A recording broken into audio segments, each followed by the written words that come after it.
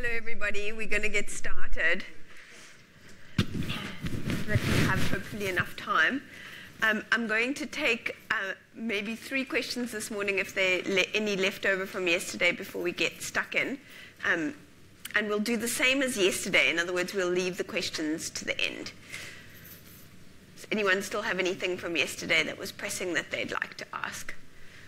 Yeah. I have a question of yesterday, the day before. We're talking about 4 stages of sleep, right? Yes.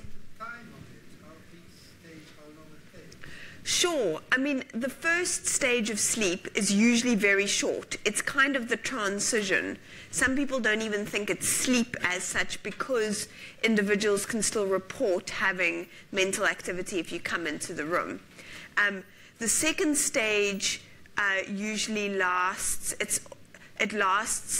so there's, as I explained, within the night you cycle through about 4 or 5 cycles of all the stages. So each time you'll have, a bit of stage 1, a bit of stage 2, a bit of deep sleep, and a bit of REM sleep. And then you do that 4 or 5 times in the night. But overall, you have more or less about 20% or a quarter of slow wave sleep, in other words, deep sleep. You have about a quarter as well of rapid eye movement sleep. And the rest is mostly stage 2 sleep with a little bit of stage 1 light sleep and a little bit of waking up. Everyone very commonly wakes up, go to the bathroom or has a moment where they wake up in the night. So that's predominantly sort of the percent or the way that we think about how much of each stage you get. But it does it in those cycles. Cool. Why does yawning go before sleep? Why do people yawn? We don't really have a very good reason as to why you yawn specifically. At least I haven't read a very good biological reason, but we see it across pretty much many animals and babies, and it's also a very social thing. It's contagious. We know, for example, that somebody yawns and everybody else yawns. But for example, autistic children often don't yawn, or they don't yawn when they see somebody. So it is a yawning. So it's a social thing as well. But precisely like what biological function it performs, I have no idea. Last question. You mentioned yesterday about the effect of tablets and devices affecting sleep. Yes. If you're reading a Kindle in bed, is that equally as disadvantageous? Well, it depends what kind of Kindle, because they have various forms of Kindle now. But the one that's just the page screen and where you actually need to turn the light on is absolutely fine. Or to have a dim light with that is also okay, as long as you don't have, bright light. Also, you get blue screen filters so our normal sort of backlit tablet, phone, computer will have the blue light spectrum in it, but you can actually get a blue light. I think you probably get apps these days that have that essentially take out the blue light spectrum from the backlighting as well. That's the real problem part of the light spectrum. This is the thing that tells you to wake up, essentially. Okay, great. So today I'm going to be chatting about sleep and psychiatric disorders. I was originally going to talk mainly about dreaming, but I'm going to talk about sleep and dreaming because difficulties in sort of depression or post-traumatic stress disorder or any of those disorders is a little bit broader than just dreaming. There's quite a few things that can go wrong. And then I'm going to chat a little bit about some of the interventions that we can use that we know that help both the sleep and the dreaming and people's overall well-being, because we find that sleep is integrally linked with our well-being, in fact. So if you improve sleep, overall your quality of life goes up. So I'm going to chat about just sort of the general concept, and then I'm going to focus on 3 very common psychiatric disorders: depression, post-traumatic stress disorder. That's actually the disorder that I've studied for my own doctorate, and schizophrenia as well. And then I'll talk about these different ways in which we can treat sleep. So in pretty much all psychiatric disorders, it doesn't really matter which one you pick, but there's always sleep disturbance that goes alongside. And we know that if you have sleep disturbance as well, it is a predictive factor for developing a psychiatric disorder. That doesn't mean that everybody who struggles to sleep goes on to have a psychiatric disorder, but we know that it is a risk factor. You know, just as if you are very overweight, we know that that is a risk factor, for example, for stroke or heart disease. Doesn't mean that you will get it, but it is a risk factor. And when we talk about sleep disturbance, we actually mean both too much and too little sleep. So individuals who, the too little is sort of is common sense, but sleeping all day long is also not good for our health. So really what we're thinking about, and this is also kind of the framework that we're sort of grappling with, is that sleep disturbance, it's not just an isolated thing. Before, if somebody went to go see someone, say, with depression, what are your symptoms? You kind of list them. But we know that actually these things are interrelated. It's not just a list of symptoms.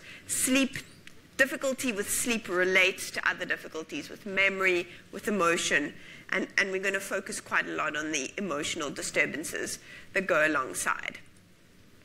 So starting with depression, depression is a very, very common disorder, and most of us sometime in our life would have had a period where we felt quite down. It's very, very common, and it's very common to have difficulty sleeping if you have depression. So insomnia, in other words, difficulty falling asleep, often because you're ruminating, thinking about something, your mind is very busy, very active, you just can't seem to fall asleep.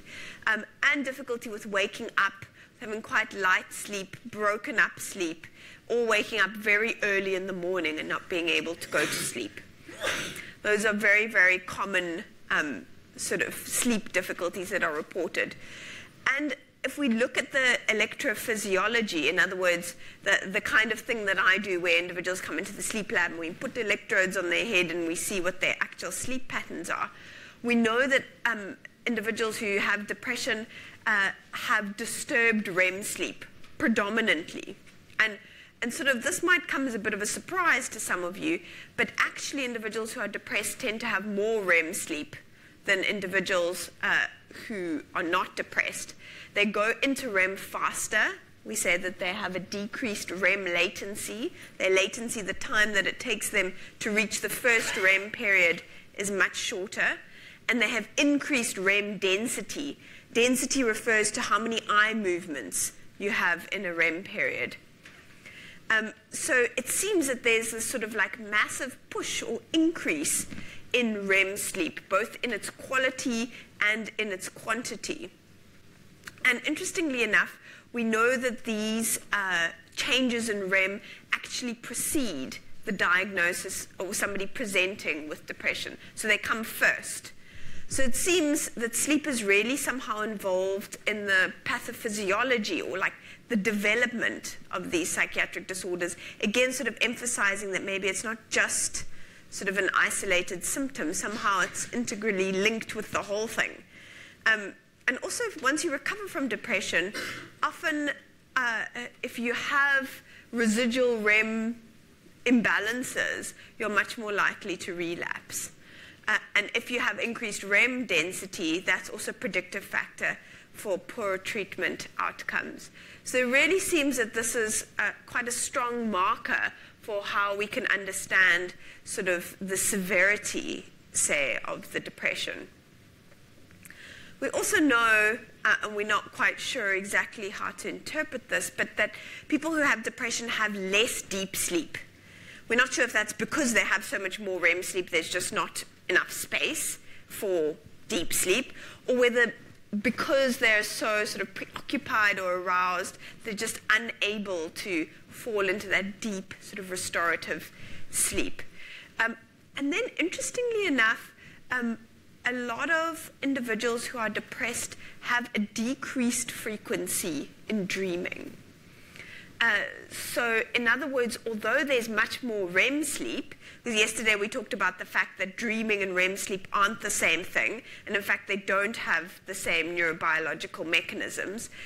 So, in fact, in depression we see that although there is much more REM sleep, there seems to be less dreaming.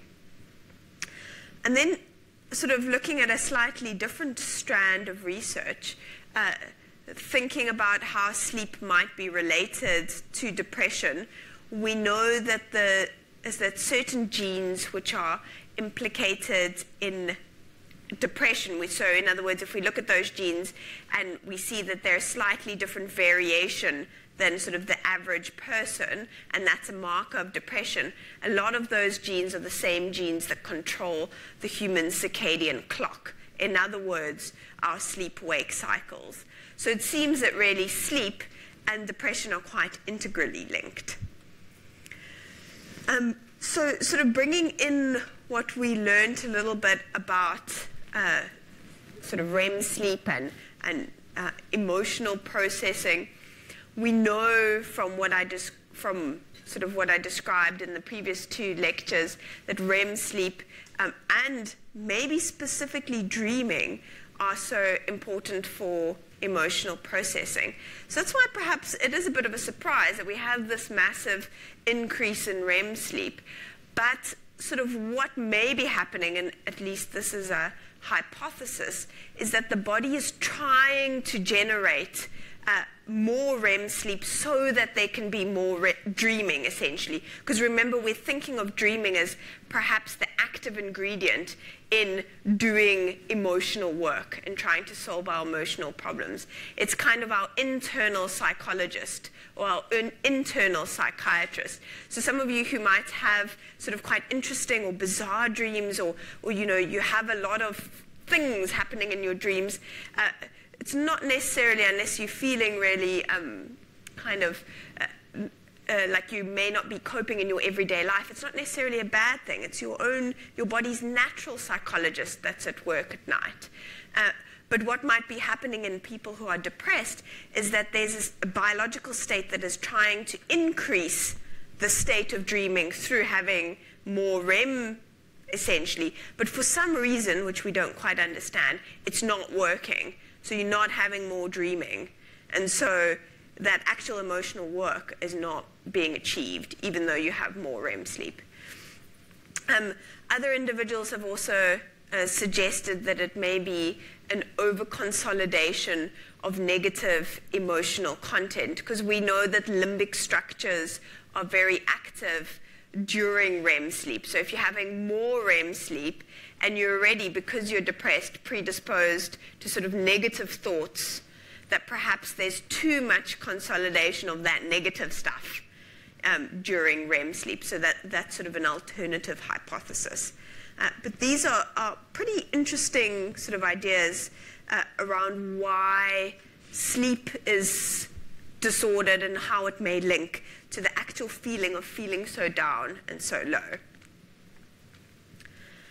So then sort of turning our minds to post-traumatic stress disorder, which really affects a lot of people in this country, particularly because we have quite high levels of crime, quite high levels of trauma, especially in areas that are less wealthy, in underprivileged areas. So there's a fairly high level of post-traumatic stress disorder. And in the diagnostic criteria, we have both insomnia and nightmares as diagnostic features. So in other words, again, sleep is somehow linked with PTSD in quite a fundamental way, at least subjectively. From an electrophysiological point of view, the results are a little bit more messy, but we know overall that individuals who have post-traumatic stress disorder have less deep sleep, more light sleep, and also these changes in their REM sleep. So they have increased REM density as well, so more eye movements in a single period. And their REM sleep is particularly fragmented, so it's quite broken up. And this specifically, the degree to which their REM sleep is broken up, is a very good predictor after someone's experienced trauma as to whether they will develop post-traumatic stress disorder or not. So not everybody who experiences a trauma goes on to develop the disorder. There's a natural recovery process after you've experienced something very difficult, and it often very naturally includes some sleep disturbance, but most people will actually go on to recover from the trauma, be able to sort of have normal relationships, carry on with their work. But for some individuals, they're not able to heal in that way, and that's when we sort of bring up the diagnosis of PTSD. And it seems that this fragmentation of REM sleep is a very strong predictor of who will go on to develop PTSD after a trauma has been experienced. So again, it seems to be a very important stage when we're thinking about the psychiatric disorder. And you will remember that earlier in the first lecture, I described that REM sleep seems to be very important for fear extinction. Does anyone remember what fear extinction was? Shall I maybe go over it very briefly? So when you have a conditioned response, in other words, something that's arbitrary, like a bell, may signify a physiological response. So say the salivating of the dog. And if you pair that with food, you know, over a period of time, the bell, which is arbitrary, will make the dog salivate, have this physiological response in the absence of food. You haven't presented the food yet. And over time, if you never give the dog food after you have rung the bell, the dog will stop salivating. Again, that bell will become meaningless. It doesn't mean anything on its own. It's only because it was paired with the food. And that process of the dog stopping salivating when you never present food paired again with the bell is what we call extinction. It's the extinction of the fear response. Now, individuals who have PTSD have a problem with extinction because cues that remind them of the trauma, so in other words, something that's conditioned, something perhaps arbitrary like a car or a place, that for many people doesn't elicit any fear, brings up a very strong fear response.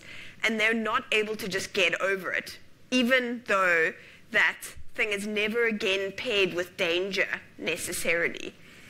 And so we know that sleep is really important for this process of fear extinction, for dampening down that conditioned physiological response. And so it makes sense that individuals who have PTSD have changes in their REM sleep because REM is probably not performing that function of dampening down that sort of physiological response to cues that are not necessarily threatening. There's also a very interesting theory that's been proposed by a team from Berkeley who are sort of researchers that have were taught essentially by Hobson, who I described to you. And this theory goes along the lines that when you experience an emotional event, you have a physiological response, your heart rate goes up. So let's pretend you have an argument with somebody. Your heart rate goes up, you can often feel quite hot, you may feel sweaty at the time of that event. Now, sort of maybe a week later, you can remember exactly what happened, but what's curious is that you don't actually have that very strong physiological response that occurs. So somehow that physiological response has been removed. Now, Walker and his team from this lab in Berkeley proposed that what REM sleep does is that it activates those memories, that memory of the argument, but it happens in an environment where you have no noradrenaline. Now, noradrenaline is is one of the chemicals that's activated during an emotional event. And it's very, very prominent, and it helps you to remember what happened. But now this memory trace of the argument is being reactivated in REM sleep with no noradrenaline. And because you have no noradrenaline, you're essentially consolidating that memory or promoting it to be remembered in sort of a strong way, but without the physiological arousal. So over successive nights, as you have the reactivation, that sort of arousal component is really etched away. And here's sort of a depiction of that, where you have the sort of affective blanket, that's in the red, and then you have the content of what happened, what specifically you argued about, etc., and then the feeling of being so hot and so cross and so sweaty and so annoyed, and all of those physiological things that are very closely linked with noradrenaline. And then in REM sleep, that's again activated, but there's no noradrenaline. So over time, you whittle away that physiological response. Now, in PTSD, presumably that doesn't happen, because although you have the content that's also very consolidated, you still have that emotional blanket. So perhaps what is happening in PTSD is that specifically in REM sleep, because it's so broken up, we know it's broken up, you're not actually having this sort of deletion or this amelioration of the emotional arousal. And that's something we actually tested in our lab. That was part of my doctorate. And we did find some evidence. There were a few sort of caveats in the way that this model worked. We didn't find that it was necessarily mediated by noradrenaline, but we certainly did find that there was less arousal after a period of sleep, even in those who had PTSD, if they got a good night's sleep. So there does seem to be some evidence for this model as well. And then looking at another fairly prevalent psychiatric disorder, that of schizophrenia, we also know that schizophrenics have very poor sleep. So again, I mentioned in many psychiatric disorders we have that, and schizophrenia is certainly no exception. And we know that sort of the more severe the sleep difficulty, that's also very closely linked with the severity of the disorder. In terms of the characteristics, we know that individuals who are schizophrenics take a really long time to fall asleep. In other words, they have longer sleep latency, they spend less time asleep, and they also have less of this deep sleep. And they go into REM sleep also a little bit shorter. It takes them less time to achieve their first REM period. So they, again, also have both sort of self-reported, they report themselves as insomniacs, and we see evidence of that in the electrophysiology. Sort of the cardinal characteristic, though, of sleep in schizophrenia is the fact that it's very, very, very irregular. So schizophrenics will often go to sleep at 4 in the morning, sleep half the day, then get up very active into the night, or the next day they have a completely different sleep pattern. And so we really think about that as a disorder of the circadian rhythm. All of us, even if we have the tendency to go to bed very late, because we're sort of very busy, maybe we even go to bed at 1, we tend to go to bed at 1 or at 2 and then sleep, much later. It's not disorganized. That's more like a sort of a tendency to do that. Whereas in schizophrenia, it's very, very jumbled. There's no sort of normal rhythm to the rest activity cycle.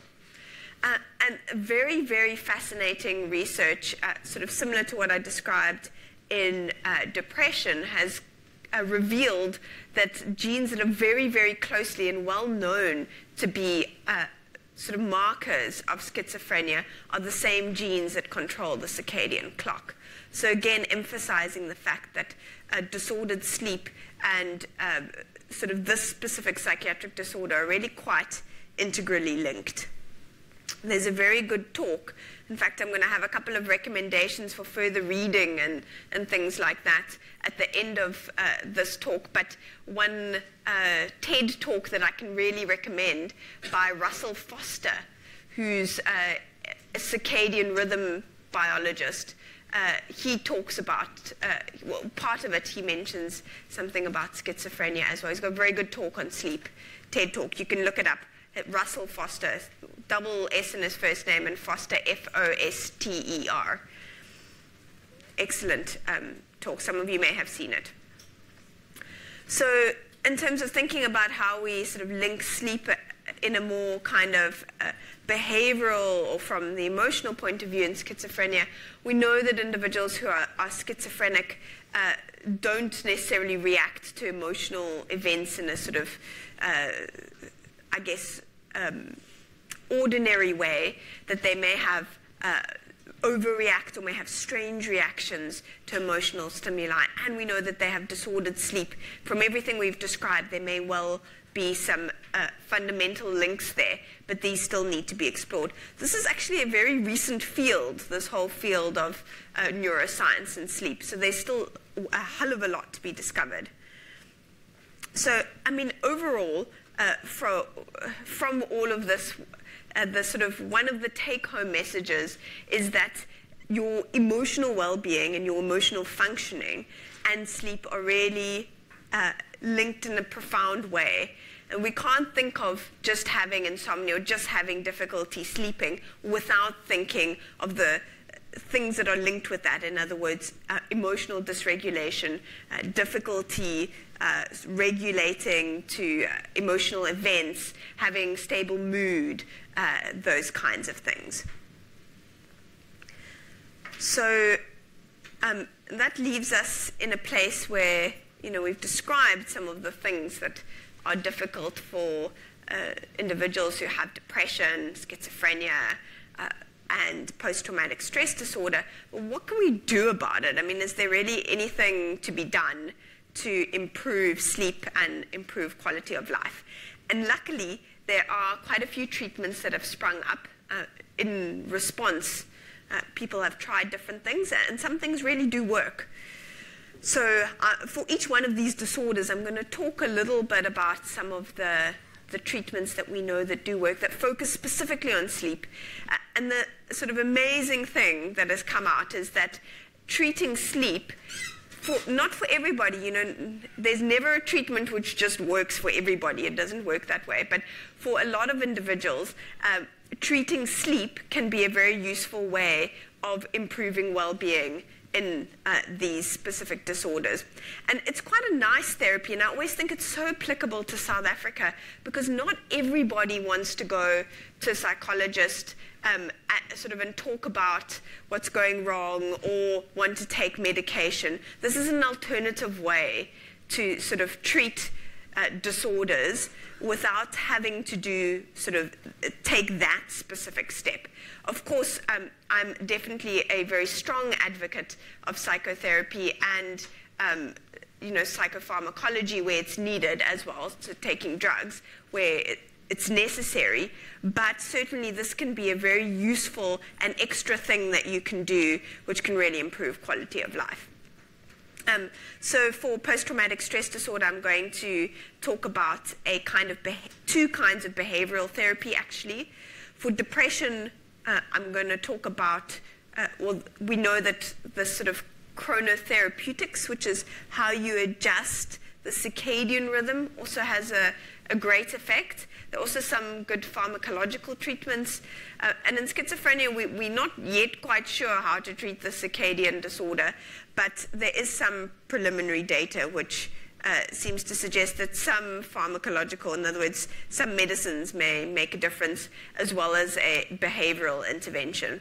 When I mean a behavioral intervention, I mean going to a psychologist and learning a technique that helps you in your everyday life.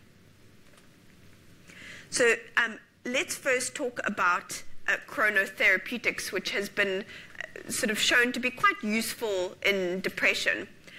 So this is really a way to manipulate the sleep-wake cycle, because often what happens is that not only do you have this internally generated poor sleep that's very disrupted, but you also get into very bad habits around your sleep, because you know that sleep's so difficult for you, so you then land up doing a whole lot of things which actually don't promote sleep at all. What this is based on is the sort of also paradoxical and surprising effect that sleep deprivation, specifically for depression, really increases mood. It really helps people in a very brief, usually it's got very limited sort of one-day action, but if somebody is profoundly depressed, especially if the psychiatrist or the psychologist is worried about them being suicidal, they may prescribe a night of total sleep deprivation. And it really, it has limited effect, but for a short period of time will elevate mood. And the sort of theory behind it, we don't quite know exactly how it works, but it may be because it deprives you of all that REM sleep that's going on, that it isn't helping you. So that's sort of one hypothesis. But this is a way to sort of stabilize that effect. And it's also paired with a controlled exposure to light and dark, because we know, you're feeling depressed, so you're kind of in this sort of state where nothing really makes you terribly excited. You just kind of want to lay around and do nothing. You'll end up playing on your phone till 3 in the morning, and you've got that screen. Then you wake up really tired. You've probably got things to do, and so you can see how that it spirals out of control. So this is a way to try structure things to bring back sort of good circadian rhythms, which then also improve mood. And there's actually quite good biology behind it, aside from just the sort of habituation that occurs with it.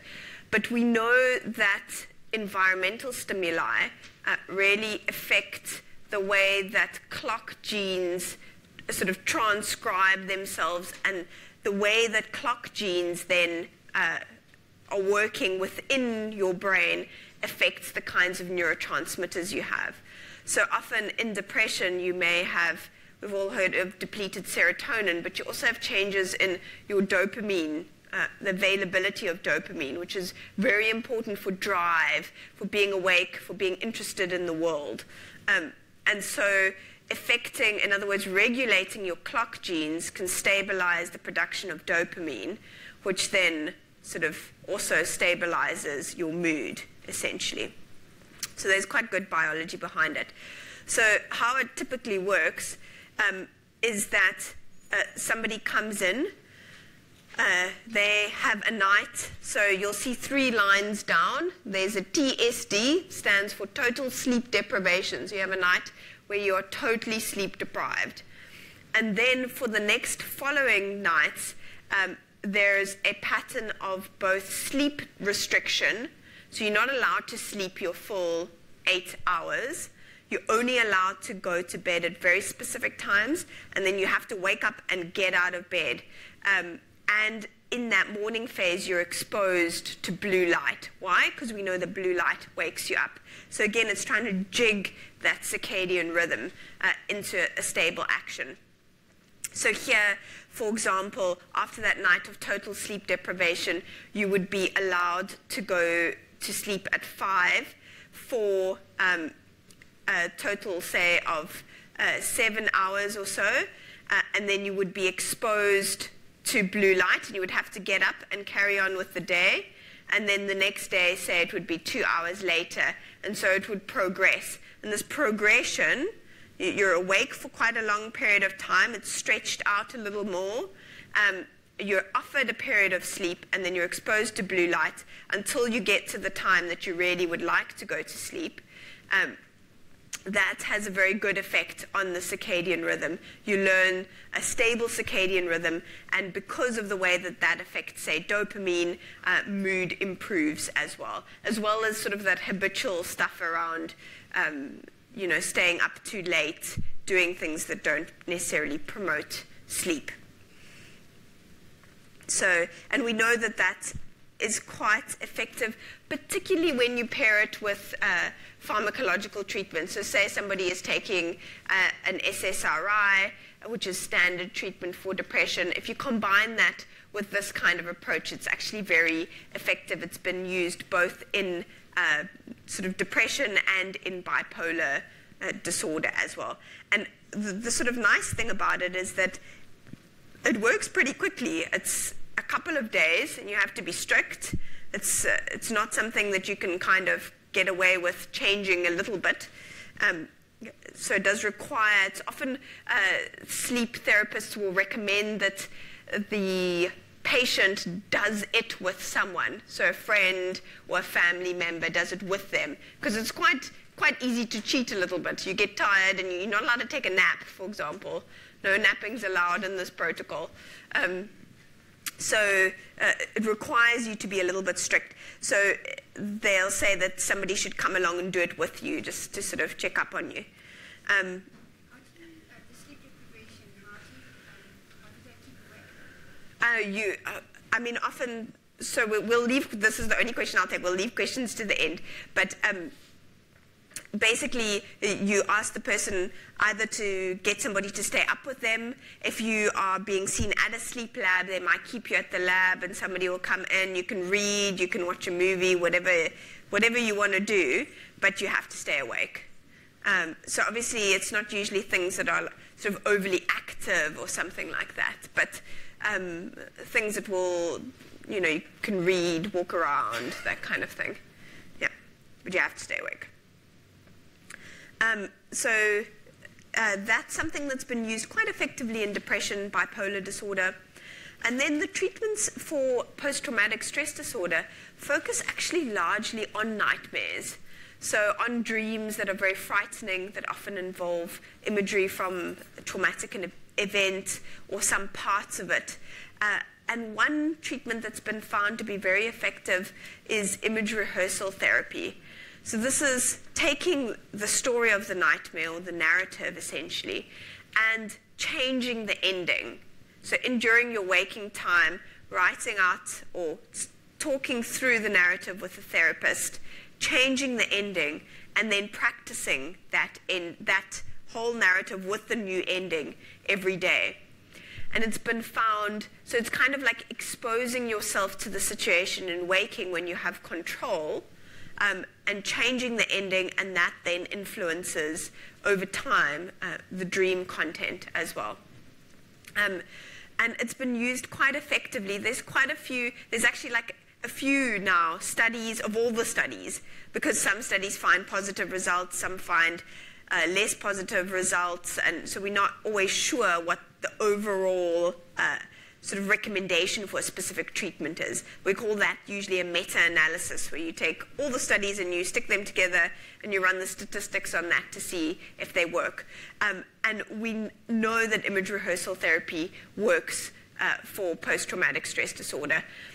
They've actually also looked at lucid dreaming for trauma as well. It's a kind of slightly different, a similar approach, but a different approach, where you actually go into the dream and you change the ending. But there haven't been any what we call randomized controlled trials. If you see a RCT on my slide, it stands for randomized controlled trial, where essentially individuals are placed in a treatment arm. So some individuals get the treatment, other individuals don't get the treatment. The researchers don't know which individuals are getting the treatment or not. In other words, the people who are running the statistics, so that they can't be made aware or like sort of tweak the results, not even intentionally necessarily, but so that they're blinded to what's happening. And that ensures a much more reliable result.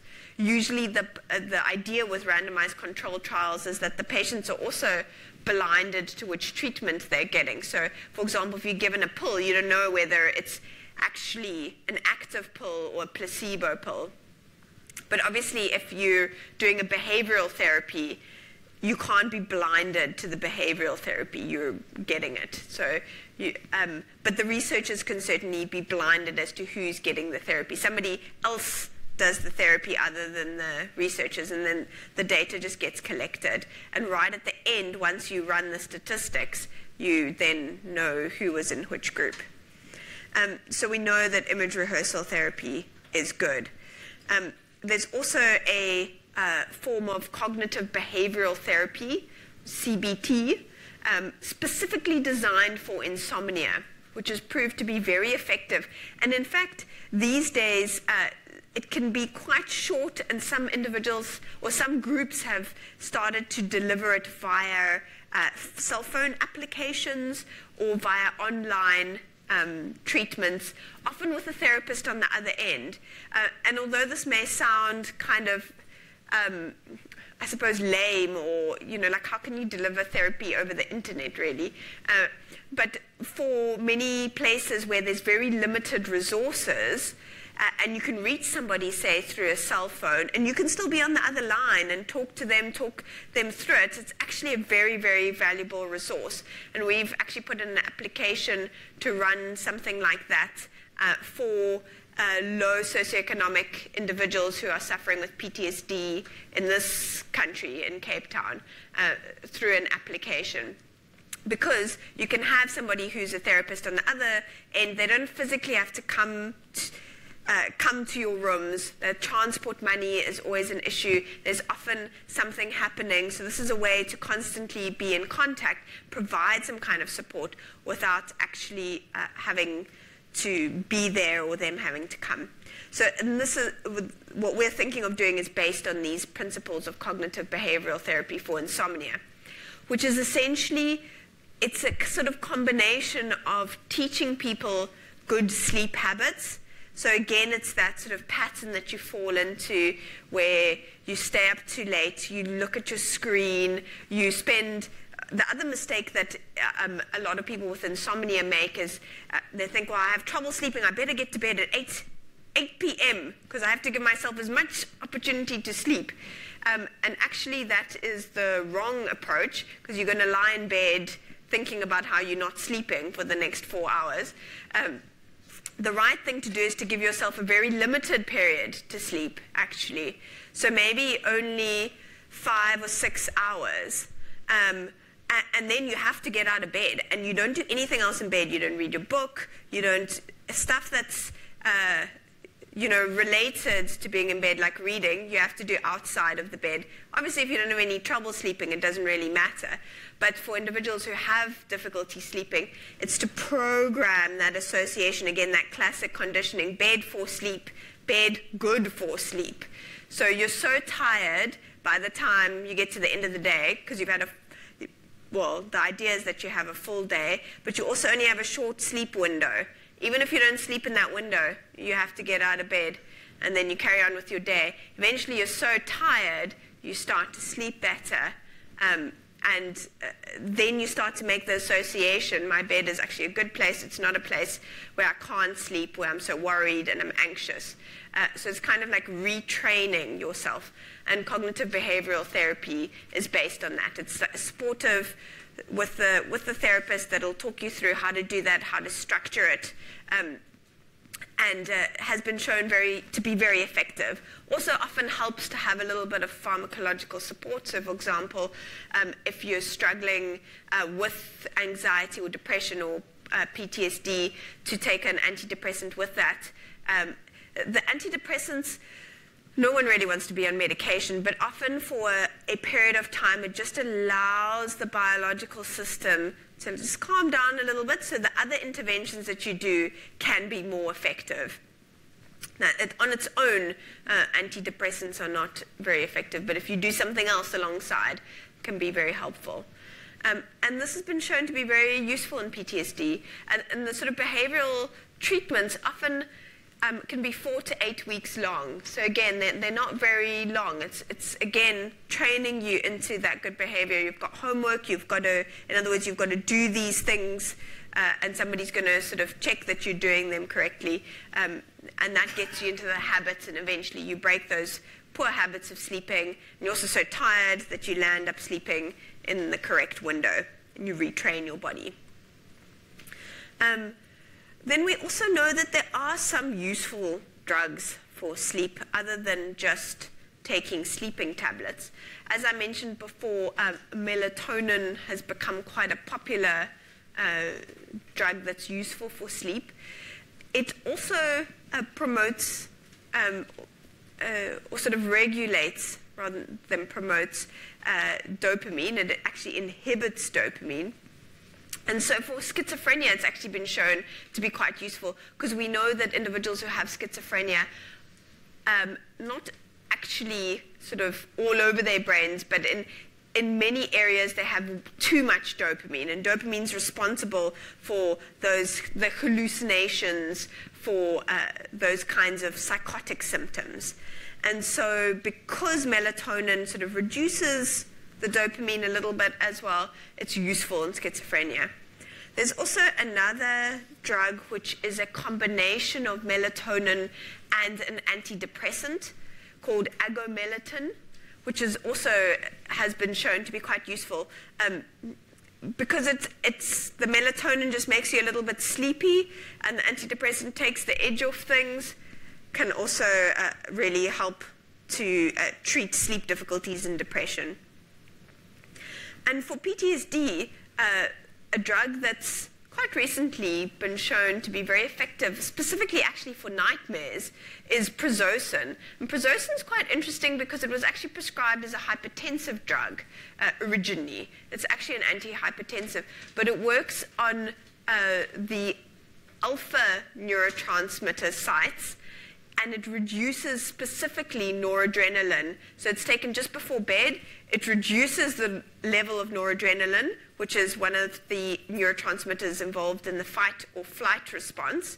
So again, it's dampening that arousal. And in PTSD, you have that, and specifically at night, this over kind of arousal. And so that sort of bringing down the arousal allows probably REM sleep to be a bit more consolidated, because during REM sleep you have no noradrenaline. And so that instead of being all fragmented, the REM sleep is more consolidated, less likely to have these nightmares. And then, I mean, sleeping tablets are used very, very popularly, and they're good for immediate relief, for that once a year when you're meeting your sister who snores. Excellent. But as a general sort of something to use for a long period of time, they have been found to be quite dangerous because they're quite addictive. But also, for older individuals, they've been linked to earlier onset dementia as well. So they're really not a good idea to take for a long time. Really, like symptomatically to take for a short period of time, it's fine. But in the long term, not a great drug to take. They have been replaced to some extent by the Z-class drugs, which are drugs like zolpidem. There's a few of them. If you look up on the internet, there's quite a few different kinds. And these have a better sleep profile. But again, you know, people got very excited that they were like the new miracle sleeping tablets. But they still are a bit addictive. They're not perfect. So again, the sort of rule with sleeping tablets is use them when you need them, but don't use them all the time. So in conclusion, I want to leave you with the thought that sort of sleeping difficulties in the context of depression and a lot of these disorders that are really common, and many of us may have had a period with one of them in our lives, is really tied up to our emotional well-being and our well-being overall. And so getting good quality sleep and really prioritizing that, just like we would prioritize eating well or getting enough exercise, is a really important thing to do. And because it really also sort of from the way that we think about things, if we know that those things are linked, we're much more likely to make healthy choices. So I think we have about 10 minutes left. We can do a couple of questions. I've also left or put on these slides my email address.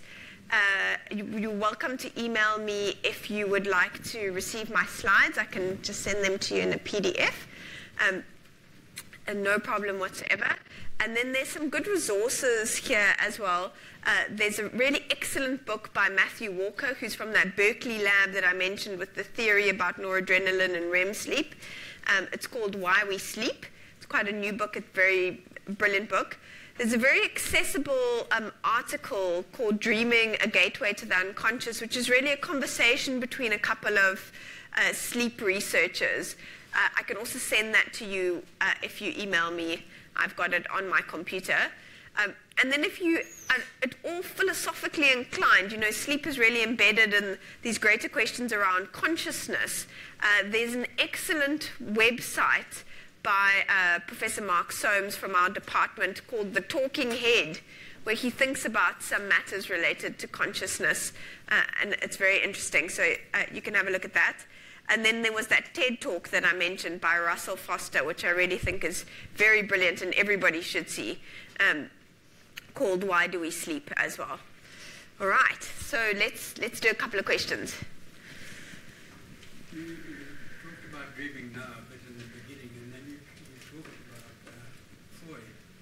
You had nothing to say about Jung, who really has done, I would think, with the collective unconscious and all of this stuff. You made no mention of him. I guess, so Jung, he definitely thought a lot about sleep and dream, well, specifically about dreaming, but my sort of orientation has been more from a neuroscientific point of view, and there isn't very clear links between Jung and neuroscience. There's actually quite a lot coming up between Freud and unconscious and how we understand that in neuroscience, but Jung hasn't made an appearance in neuroscientific literature yet, so maybe if we can find some good links there, then I would talk about that a little more.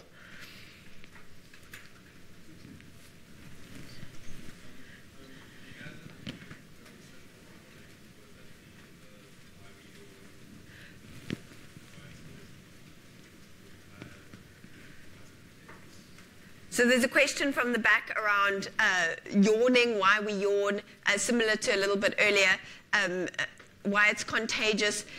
I don't know the neurobiological reason for yawning, specifically, what function it plays. It's definitely a social phenomena. We know that it is socially contagious, so one person yawns, another person yawns. It's a kind of communication, I guess maybe a basic communication, and we know that in disorders of social cognition, such as in autism, individuals don't display the yawn contagion.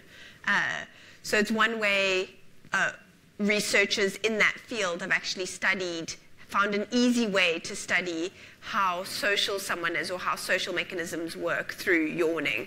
But specifically for sleep, what biological function it plays, I really don't know.